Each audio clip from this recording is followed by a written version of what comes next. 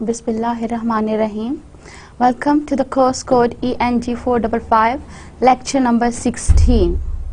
As you can see that we are going to start today with semantics. What we have done so far.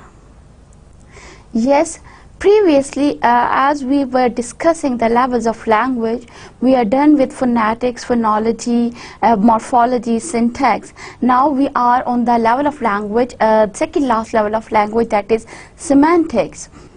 So, you know, as each of these levels, they have a connection with each other. I mean, if we consider as phonetics as the as something, a level at the bottom part, then phonetics is all about the study of human speech sound.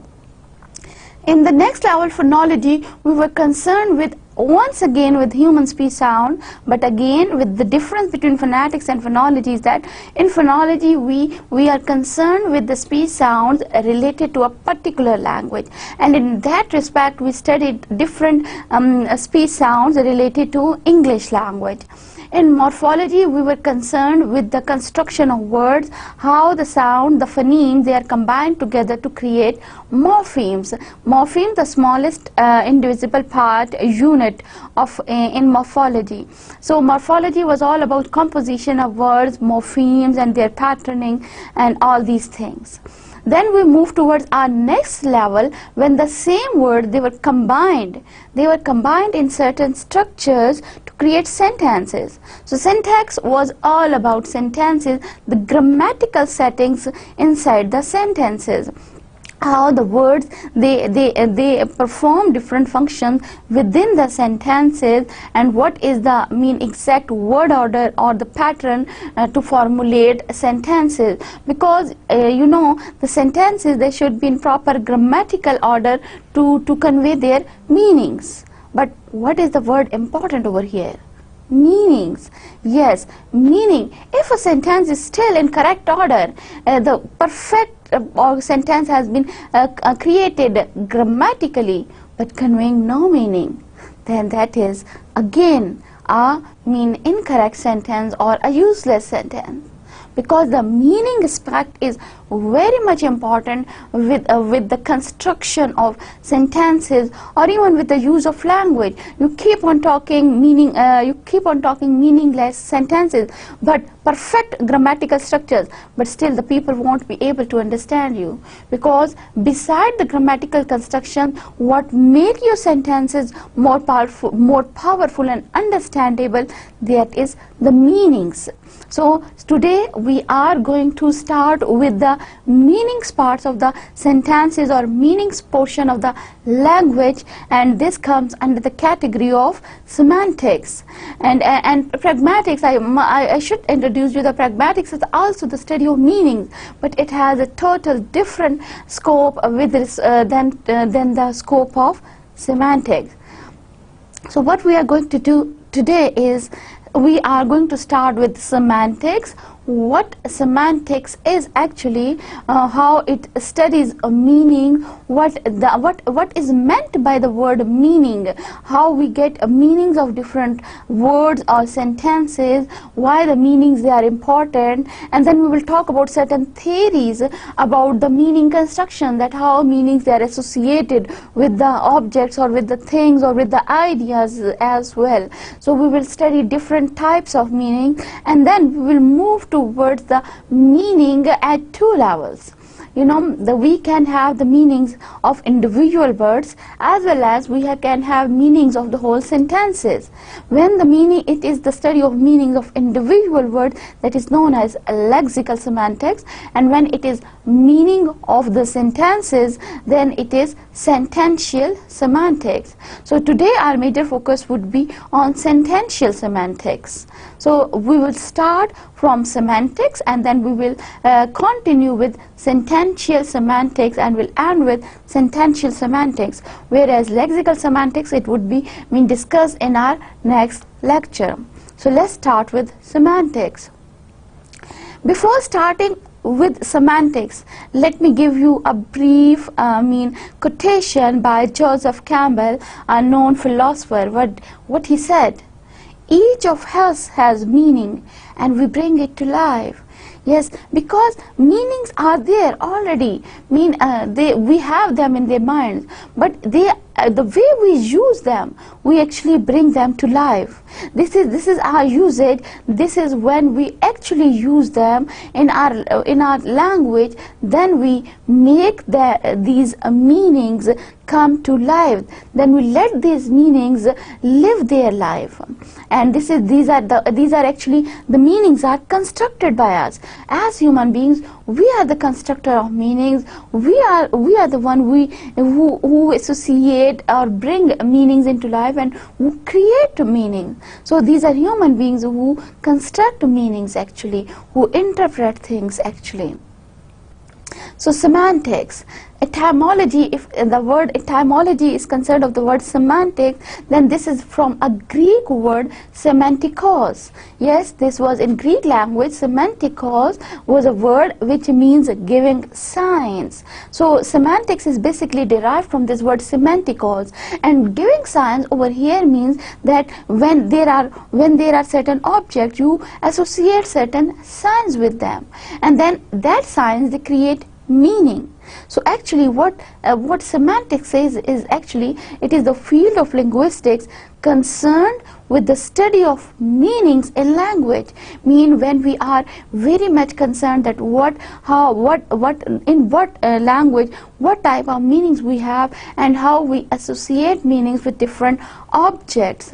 And in most simple words, semantics is traditionally defined as the study of meanings in language. So once again, the focus is on word meanings, because semantics is all about meanings, how we have meanings associated with different words, how we have meanings linked with different words, and how we know these meanings. So it is all about the meaning of not only as ideas, objects and things, not only the words, but also at the sentence level.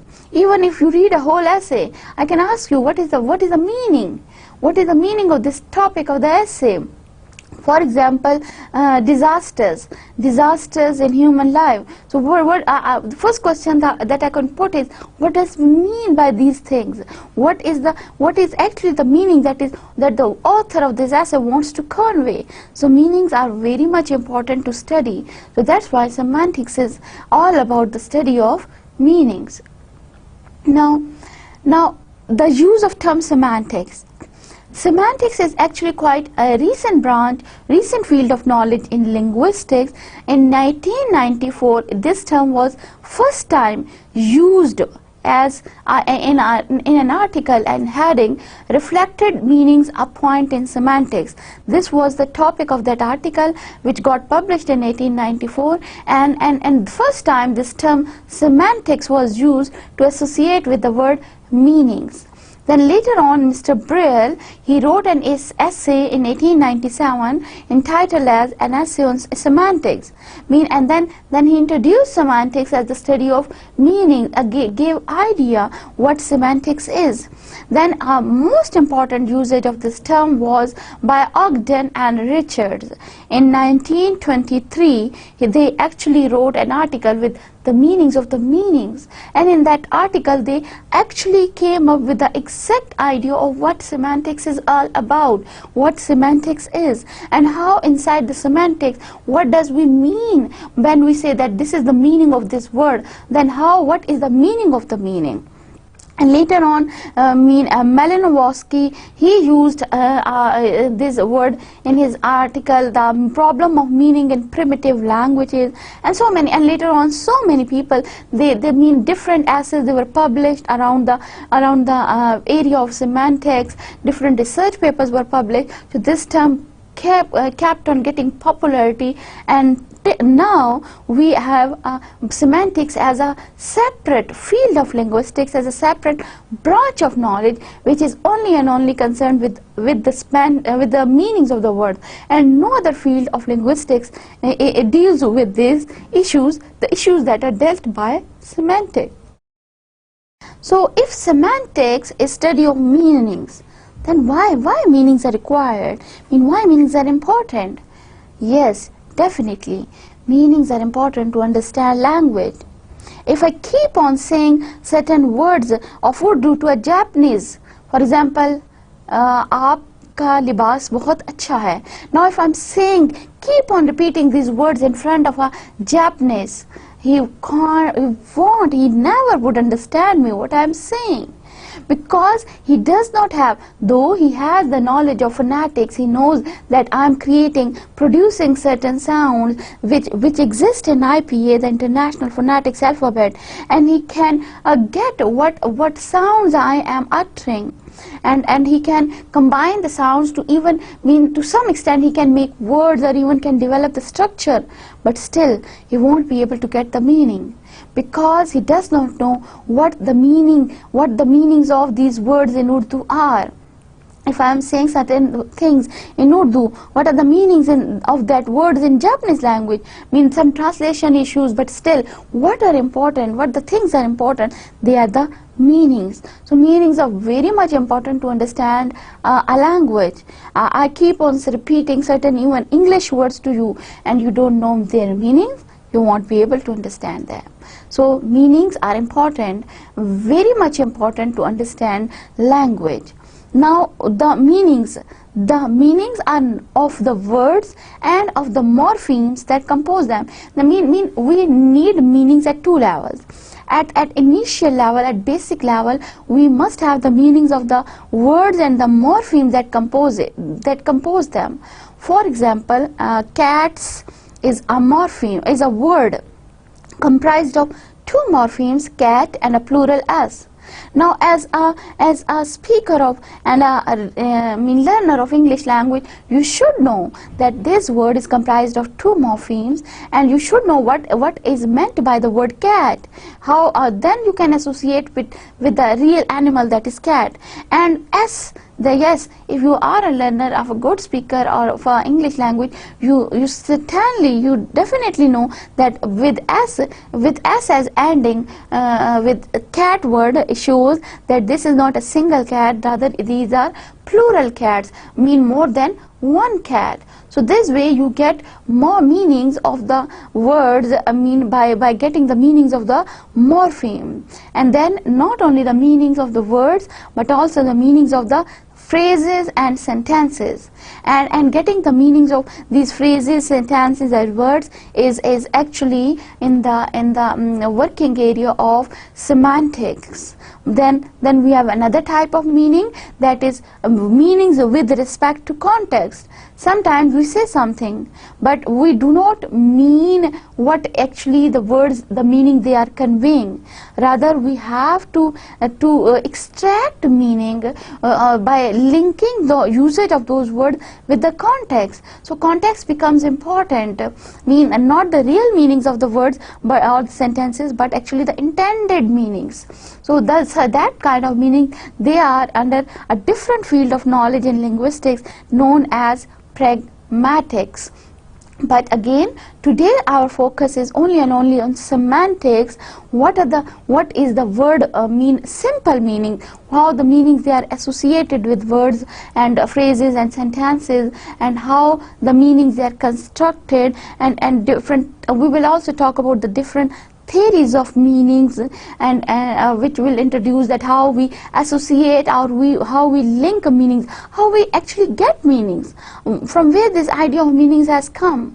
So there are two theories that we will discuss, and then later on we will discuss different types of meanings as well.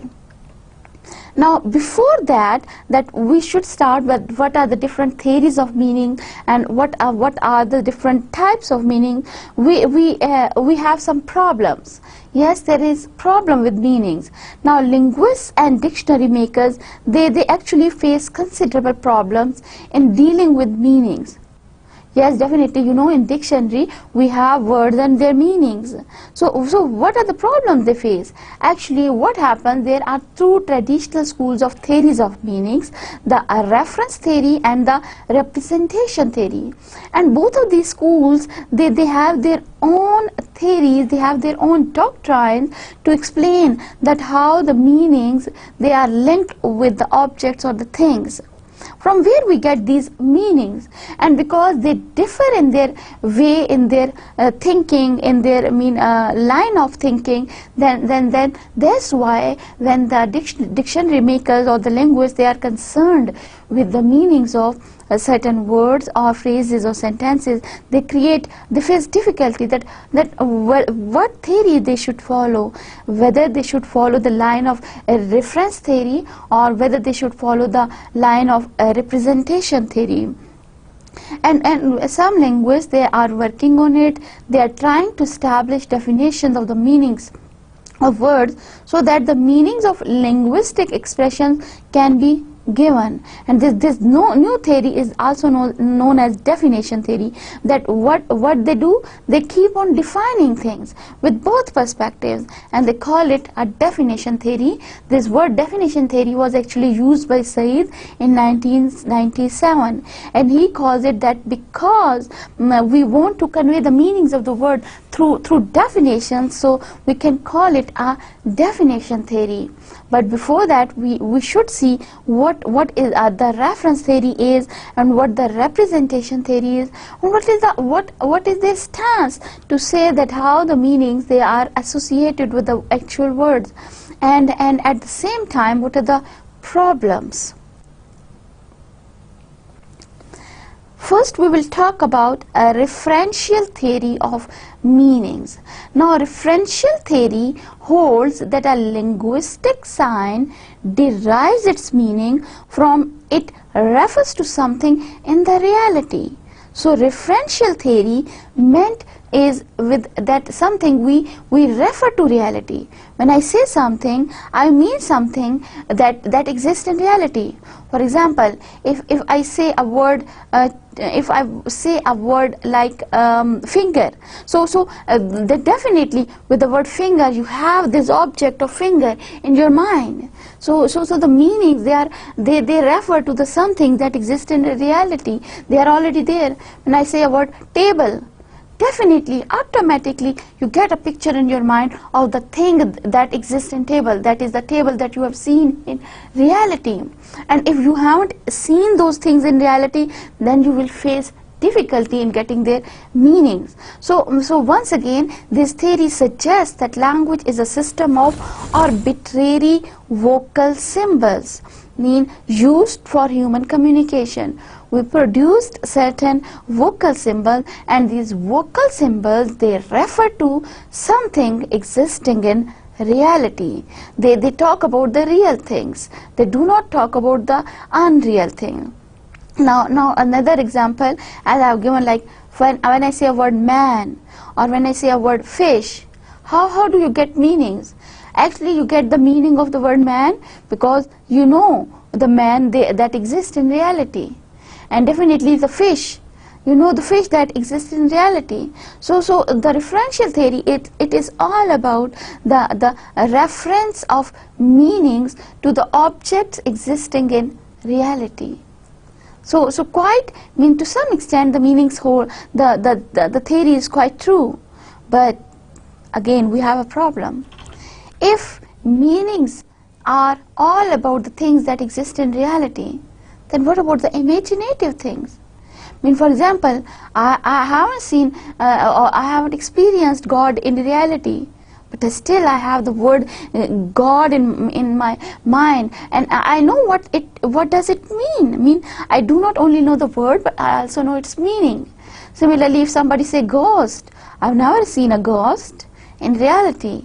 I just have an idea in my mind. So referential, these are unreal things, or imaginative things, like the other things can be dragon, unicorn. These things, they merely denote some imaginations. They are not the real things. If they even exist, like the idea of God, yes, it is a real thing, but it is something that I haven't experienced in reality, but still I have meanings for these words. So this way, they say there is a problem with the referential theory, that because we have meanings for even those words which do not exist in reality, or which we haven't experienced in reality. Next is the representation theory of meaning. Now what does a representation theory says?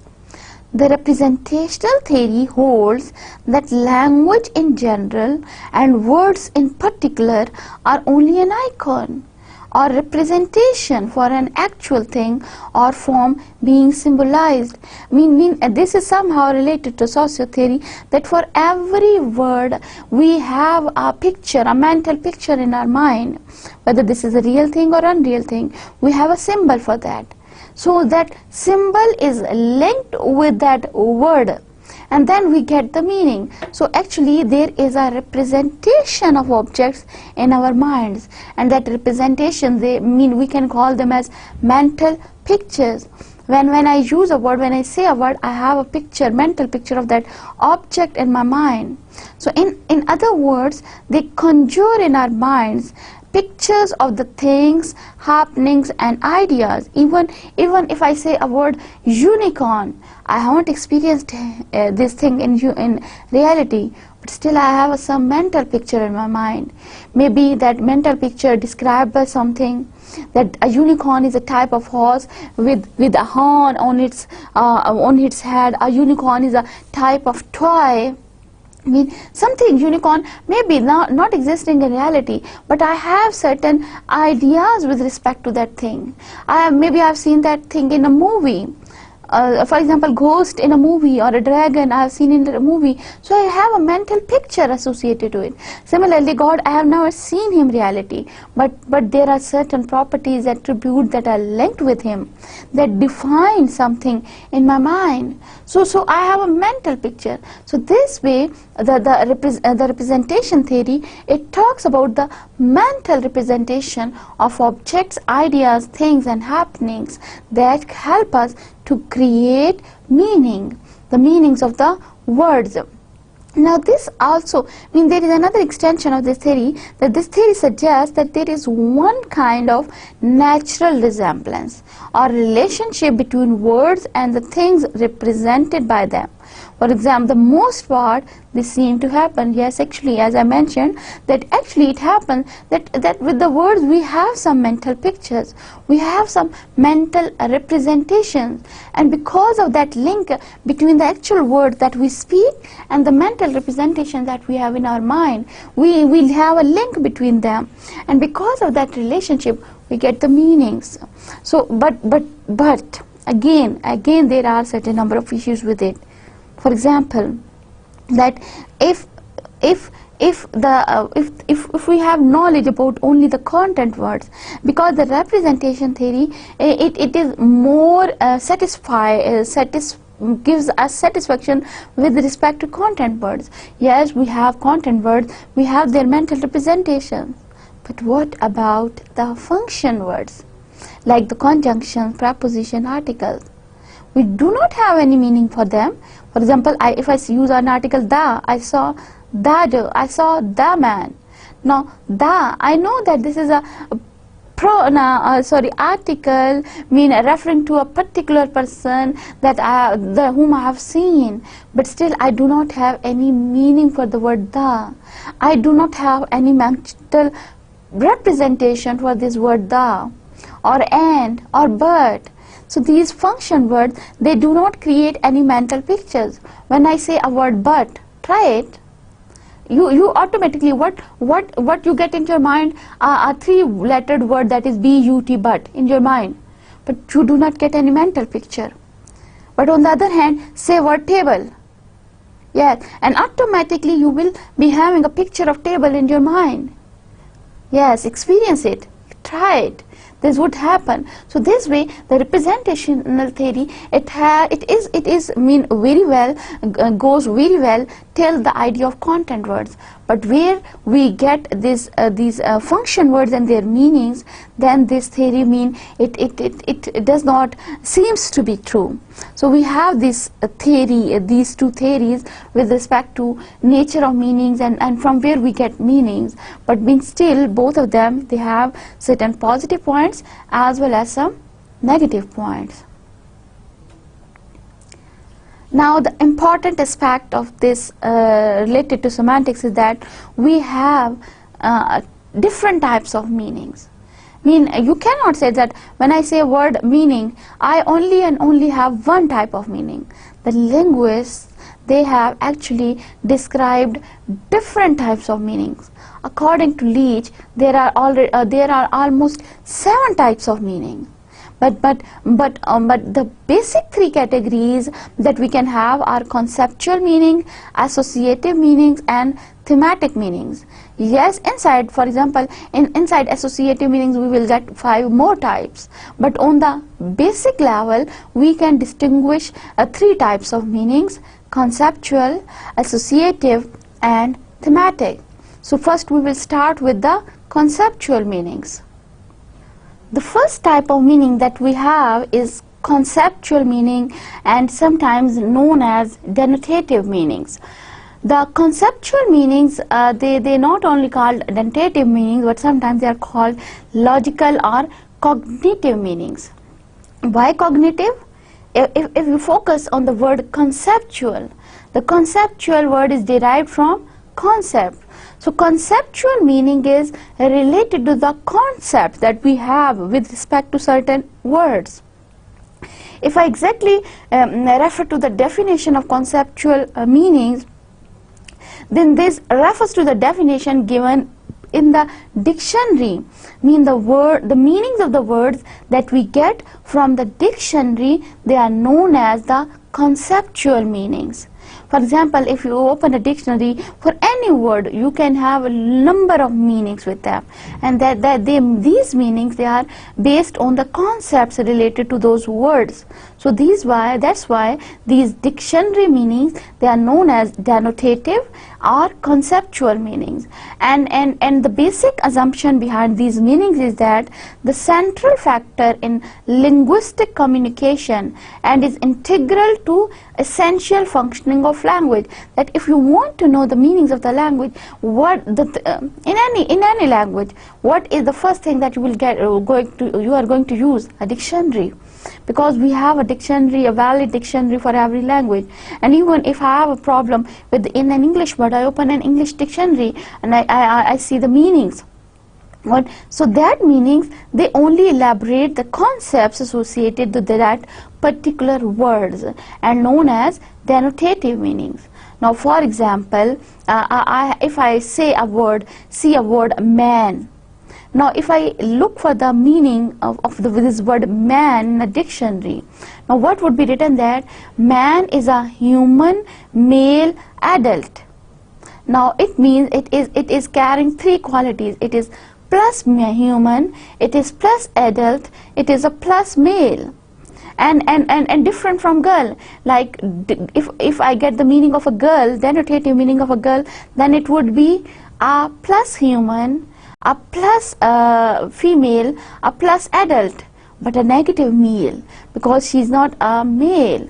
So this way we associate certain, we conceptualize different words with respect to the concepts related to it, that what these things are, and on the basis of that concepts, on the basis of that concepts related to that word, we define that words. So this is known as conceptual meanings.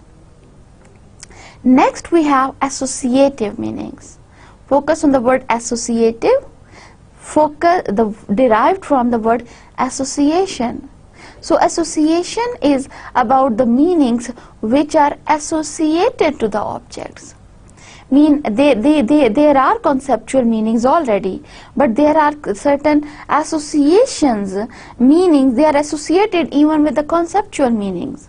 And these conceptual associative meanings, they are not only of one type, there are other 5 types of associative meanings. The first is known as connotative meanings.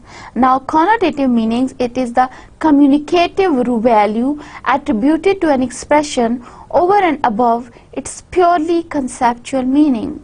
For example, if I say word woman, now this woman, it has a connotative meaning. Now connotative meanings are with respect to your opinions. For example, if I say define a woman, then what are the things that you are going to say? Woman, she is a female adult, a human, a weak, a loving, a caring person. So these words of loving, caring and weak, these words, these attributes define women with respect to certain societal norms. I mean, we communicate, we have certain attributes, we have certain connotations associated to these conceptual meaning. So such types of meaning, they are known as connotative meanings. And connotative meanings, usually they are found in thesaurus. You can have both positive connotative words and negative connotative words. For example, for the word slim, I can have two words, skinny and slender. Now slender is a positively connotative meaning and slender is a negatively connotated meaning. Though the both have the same, they both have associated with a single conceptual meaning, that is slim. But again, they have with the usage of word, we have certain connotative meanings. If I say so to someone, to a girl, she is very slim, and I'm going to say you are slender. So I am using this word in a bad way, in a negative way. If I am saying, if I say her, you are skinny, then this has something different meaning. So that's why we, with respect to connotation, we have both positively connotative words and negatively connotated words. Then the next type of associative meanings are social meanings. The meanings given to words according to society, according to societal norms, traditions and values. I mean, with respect to any society, the women, they for example, different words, they are given different meanings. And they become a different topic because from society to society, the style of defining those things, the topic, it gets changes. So such types of meanings which are according to social values or so according to societal circumstances, then such meanings, they are known as social meanings, a category in associative meanings. In the next category of associative meaning, we have affective meanings. Affective meanings, this is what is communicated of the feelings and attitudes of the speaker, writer towards the listener, and or what is talking about. I mean, if I want to express my feelings for certain things, and I use a certain particular type of vocabulary to convey my feelings associated to that particular topic, then that meanings are affective meanings, because they are affected by my personal feelings, my personal opinions. Then other types of meanings are known as reflected meaning, and this kind of meaning is when we associate one sense of an expression with another. I mean, we reflect meanings. One meaning is there and we reflect another type of meaning, and then that types of meanings are known as reflected meanings. Then we have collocative meanings. What that refers to communicated through association with words which tend to occur in the environment of another word. I mean, you have collocations, and with respect to that collocations, you use different words in different perspectives of meaning. So such meanings are known as the collocative meanings. And finally, we have another type of meaning, that is thematic meaning. Yes, what is the word? Theme. So thematic meanings are related to the themes or messages. Mean what message or what theme I want to convey. That meanings would be and I mean to convey my meaning, I will emphasize certain words or certain phrases or certain sentences, or I will create an order, and I will use our words in such order that they convey my meaning. They convey my message, what I want to say. So such meanings are known as thematic meanings. For example, the young man donated the kidney voluntarily. Now, the kidney was donated by a young man voluntarily. Now, only the order of the word is changed. But if you look at the very first example, the young man, now here the young man donated the kidney voluntarily.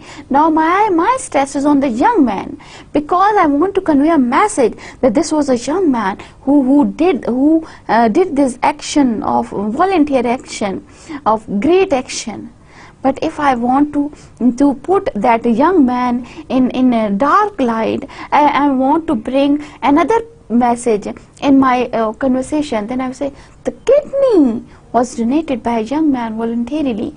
Now my stress is on the kidney, mean my subject is getting changed, and according to the subject, the theme that I want to convey is getting changed.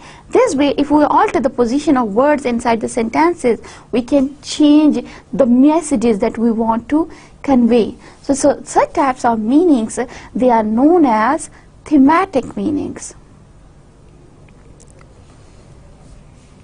Now, to another major portion of our subject, that is the way we want to see meanings. Now, actually, meanings, they could be conveyed at two levels, at words or morphemes levels, or at phrase and sentences level.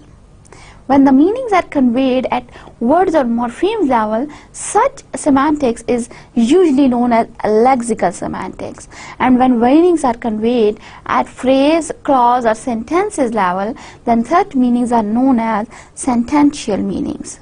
Initially, these both lexical semantics and sentential semantics, both types of meanings, they were under one category of semantics, but with passage of time, the semantics, it broadens its area of work. So many ideas were introduced that later on semantics, it was further divided into two categories. So nowadays, to understand it more clear way, because if I just talk about meanings and randomly talk about word level, phrase level and sentence level, moving here and there, so you would be getting a complex sort of thing. I want to make it simple, so I would deal with these two levels differently. So lexical semantics and sentential semantics, and today we will focus on sentential semantics.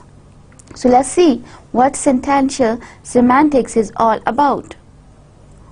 Sentential semantics, the exact definition is, the phrasal or sentential semantics is the branch of semantics concerned with the meanings of the syntactic units larger than the words. Yes, this is where the semantics, it gets attention from lexical to sentential semantics, because at lexical level we are concerned with words, but when we combine words we get large syntactic units. And what could be those? Phrases, clauses and sentences. And when we talk about the meanings of at phrase, sentence or clause level, then such types of meanings come under the category of sentential semantics. Now, how do we calculate meanings at sentence level? One of the way, this is not all about it, but one of the way is that we calculate the meaning of a sentence according to the meanings of the components. Yes, what are the components in the sentence? Words. So we, on the basis of the words meaning, we calculate the meaning of the sentence. Or sometimes we get the truth conditional meanings, or known as truth conditional semantics sometimes. What it is? Actually, what happens that the linguistic knowledge permits us to formulate semantic rules to build the meanings of a sentence from the meanings of words and the ways whereby they combine syntactically. As I mentioned you, I'm going to meet my friend. Now the meaning of the sentence is calculated from the meaning of the individual words. I, me, am auxiliary, going, I'm doing an action of going. To meet, what is the purpose of going? I'm going to meet someone. Sarah. Now Sarah is the object I'm going to meet. So the whole meaning of the sentence is cleared by that when I will calculate the individual meaning of every word inside that sentence and plus it, and then we get the calculate the total meaning of the sentence. This is one of the most common way to calculate, to know the meaning of a sentence. This appears pertaining to sentential meaning is linguistically referred as truth conditional semantics. What is truth conditional semantics? That when we calculate the meaning of a sentence by getting the meaning of individual words which are syntactically arranged inside that sentences. Because the truth I am getting the truth from every individual word. If this is a sentence, Mano is my cat. Now Mano is my cat. 4 words are there, and the meaning of this whole sentence I get from the individual 4 words, and then I collect it and get the meaning of the sentence. And because I am getting the meaning from the component, so this is called truth conditional semantics. Because according to this level, the individual words inside the sentences, they have the truthful meanings, and they have a basic entity which is known as truth. Sometimes in linguistics it is known as also compositional semantics. Why compositional? Because in compositional semantics we assume that sentence is composed of parts. So to get the meaning of sentence, you need to compose the meaning of individual words. So that's why this is known as compositional semantics as well. And once again, because why compositional semantics? Because it composes the meaning of sentence by calculating the truth value of the words composing that sentence. So that's why this is the way how we calculate the meanings of sentences according to truth conditional semantics or compositional semantics. But this does not always happen. That we have sentence, we decompose it, we get the individual meaning of every word and combine them and get the meaning. The process is not that much simple. There are a lot of problems and that we came across whenever we want to know the meanings of the sentences. What are those problems? I will highlight over here some of the prominent manifestations of a sentential semantics, the way we get the meanings of sentences, some problems and some issues, as well as some ways I will highlight how we get the meanings of sentences. The previous that I have mentioned, compositional semantics, is only the one way to get the meaning of the sentence, but there are number of ways to get the meanings of sentences. The first way to get the meaning of sentences is tautology. Tautology is also known as analytic semantics. Now what is tautology or analytic semantics is that it generally speaking of refers to needless repetition of an idea, statement or word, however, within sentential semantics. Tautology implies the philosophical interpretation whereby it refers to the restricted number of sentences that are always true, irrespective of the situation in which they are uttered. So the definition would be difficult for you, but the simplest thing is tautology is about those sentences which are true always. No condition no condition that you do not get the meanings of such sentences. Whatever you are listening, that is true. For example, God is one. You can never deny this statement. So this is tautology. This is a true sentence. Man is mortal. Can you deny that fact? No. So this is something always true. Cows are animals. Definitely. Cows are not birds. Cows are not humans. They are animals. So you cannot deny that fact. Circles are round. Definitely. They are not squares. They are not rectangles. They are not, triangles as well. Circles are always round. So such sentences which are always true, no matter what is the context, no matter what is the situation, no matter what the speaker wants to convey. The only thing is, you hear to such sentences, you know they are true. So such sentences, they fall in the category of tautology. Now, contradictions. Contradictions mean that you say something but you mean something different. For example, they are the kind of sentences that are always false. Mean you say that thing but you never means that thing, because if you say something, it means you want to say something else. Because such sentences, they are always false, no matter what. They can never be true. They are just the opposite of tautology. In tautology, the sentences are always true no matter what. In contradictions, the sentences, they are always false no matter what. For example, man is immortal. Impossible thing. Man, the true tautology or the truth is man is mortal. So a man is immortal. In no condition you can accept this sentence as a true sentence. This sentence is a false sentence. A bachelor is married.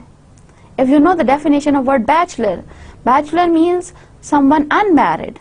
So how a bachelor can be married? Obviously false sentence. Elizabeth, the Queen of England, is a man. Now the word queen is telling you that she is a female. So how she can be a man? False sentence. Circles are the triangles. No, circles are the rounds. So obviously they are the false sentences. So tautology, true sentences, and contradictions, false sentences. Another type of sentences is paradoxes. How we get the meanings of paradoxes is that paradoxes are actually those sentences in which it is as difficult to ascribe a truth value. We feel very much difficulty because the individual words inside that sentence, they do not give you the exact meaning of that sentence. So you cannot calculate the truth of that sentence by the truth of the individual words. For example, if I say war is peace, yes, in poetical or in literary terms, this statement can be used, and we know what does it mean when a writer is saying war is peace.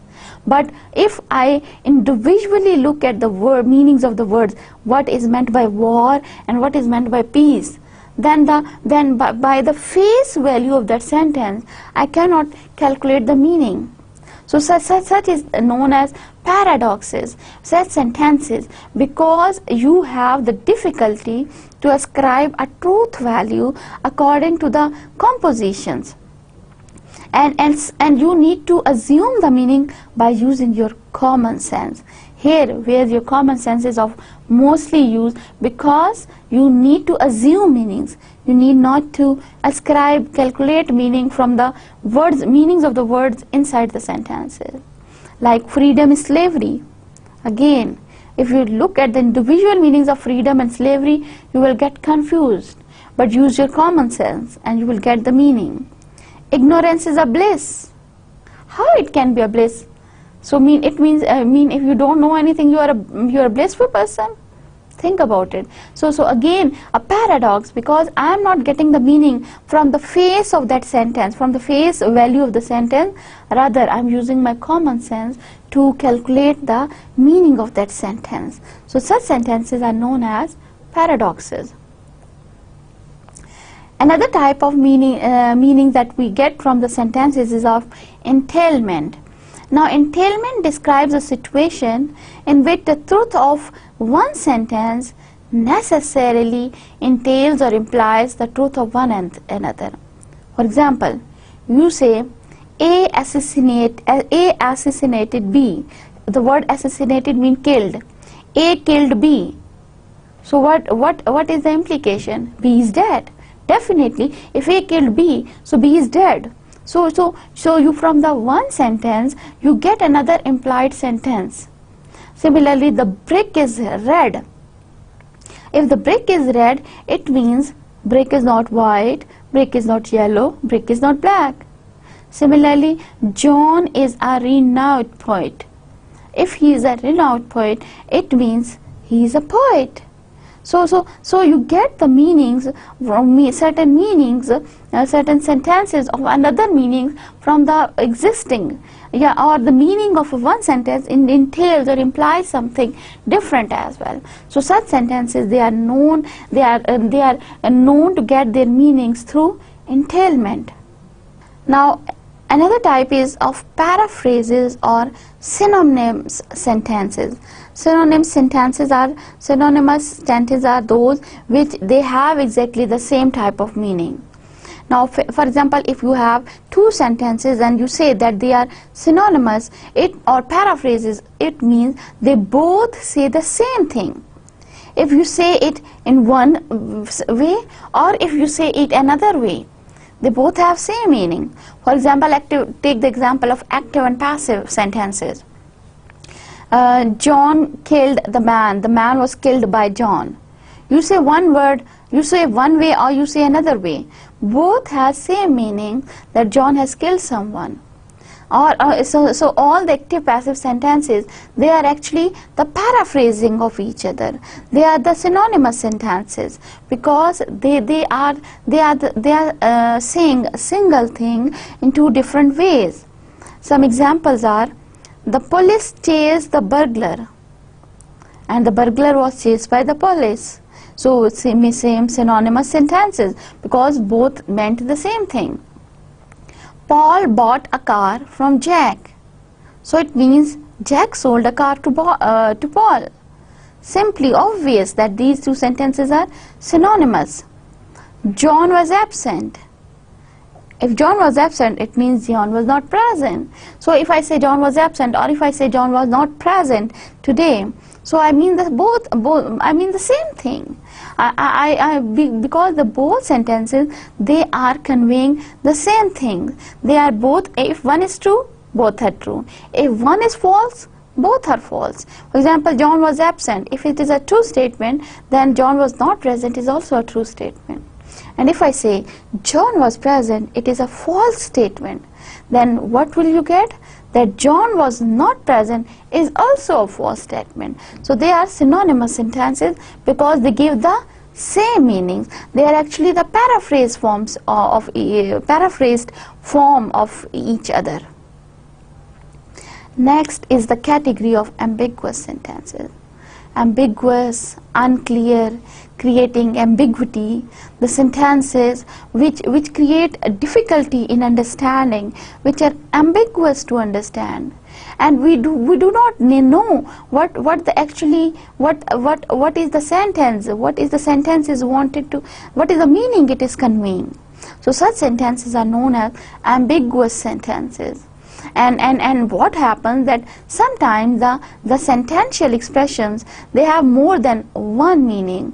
Such kind of sentences are known as ambiguous sentences. For example, the old lady whacked the girl with an umbrella. Now it is an ambiguous statement. How? Whether the old lady whacked the girl with the help of umbrella, or the old lady whacked the girl who was holding the umbrella. So who was actually holding the umbrella? That is ambiguous, that is difficult to understand. Whether the old lady was holding an umbrella and she used it to whack the girl, or the girl, she was holding an umbrella who was whacked by the old lady. So from the sentence you cannot understand the meanings of the sentences. I have some more examples. Now look at this.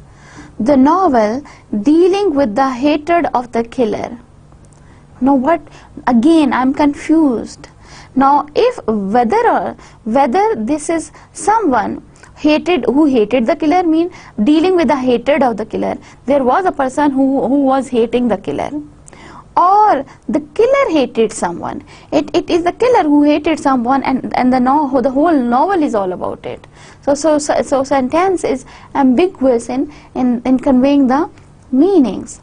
Then look at another example. John saw a man with a telescope.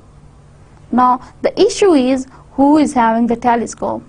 Whether John is having a telescope and he is using telescope to see the man, or John saw a man who was holding a telescope. So this way, from the surface, from the sentences, we cannot calculate we cannot get the complete meaning. And such meanings, such sentences, they are known as ambiguous sentences.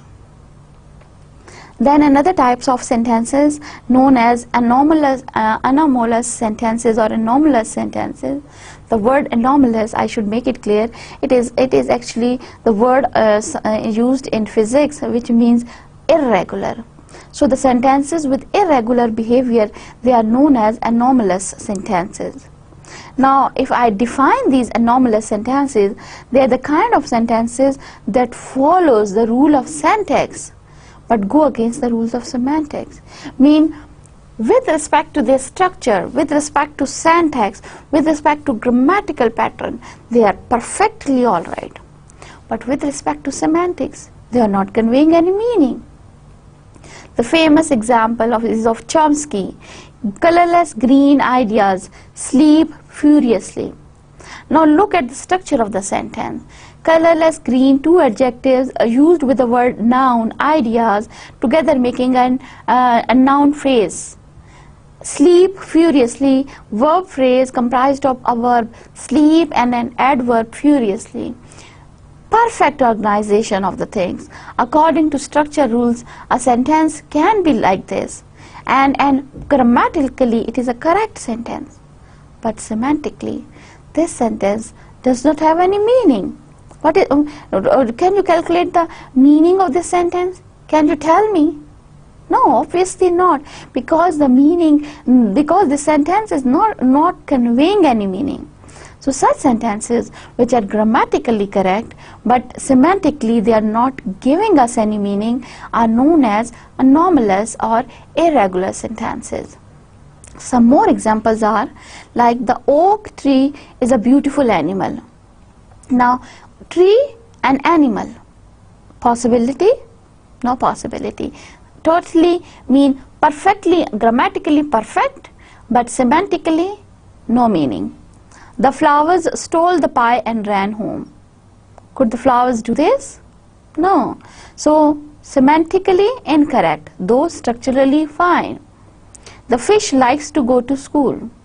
Structurally perfect, but semantically no meaning. Meaningless sentence. We do not get what is meant by this sentence.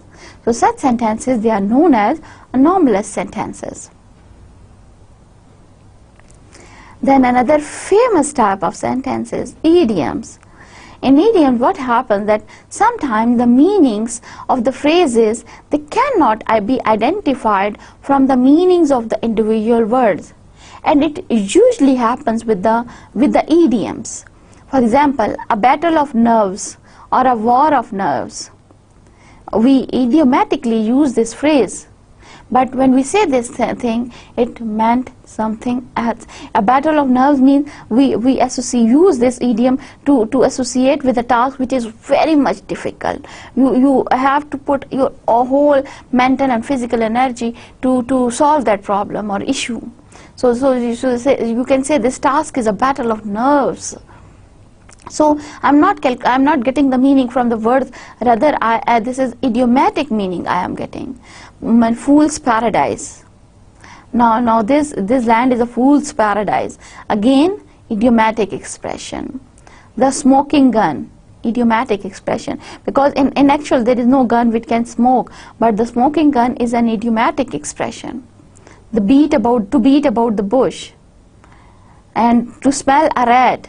These are all idiomatic. Or to build a castle in the air. Can you build a castle in the air actually? No.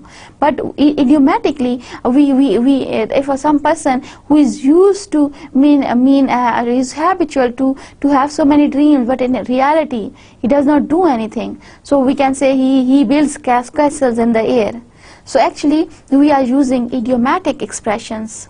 And such phrases are known as, because their meanings are unclear from the words they actually have, so such expressions are known as idiomatic expressions. Metaphors. In some cases the sentences are ambiguous, but the literal meaning is so unlikely that the listeners stretch their imagination. So you have to make use of your imagination to interpret the meaning. And this touching is based on semantic properties that are inferred. For example, Dr. Jack is a butcher. Now Dr. Jack, who is actually a doctor, how he can be a butcher? He is not actually a butcher. But I am metaphorically a doctor who is very expensive, who charges high rates, and then I can tell my friends that he is a butcher. So it means he is so expensive. So metaphorical meanings. Like John is a tiger. John is actually not a tiger. But metaphorically, to refer that to the fact that John is so brave, so powerful, I can say John is a tiger. So again, metaphorical meanings. The world is a stage. And actually, this is not a stage. This is not the world is not a theater. The world is not a cinema where there is a stage. The world is not a stage in actual. But in Shakespeare, if you remember the famous poem by Shakespeare, the world is a stage. So metaphorical meanings are conveyed. Similarly, time is money. Time is not the actual money, but again, the metaphorical meanings of these sentences. We have to infer meanings on the basis of our knowledge or the context. So what we have done today? We started a new field of knowledge in linguistics, that was semantics, different from syntax, because syntax was all about the grammatical patterns of sentences, but semantics is all about the meanings of not only the sentences but also the phrases and words. And then we discussed that why meanings are important, because we need to understand language.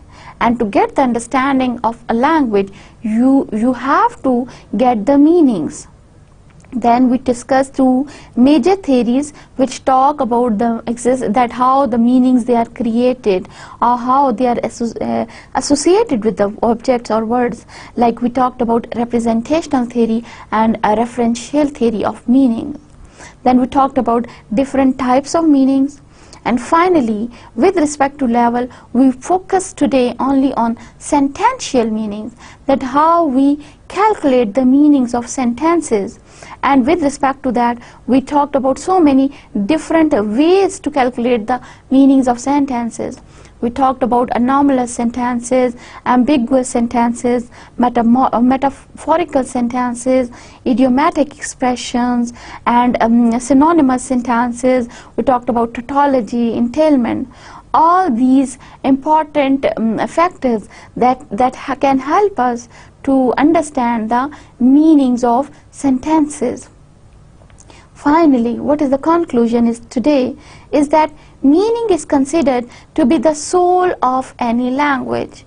Knowing a language means to know how to produce and understand sentences with reference to meanings, with particular meaning.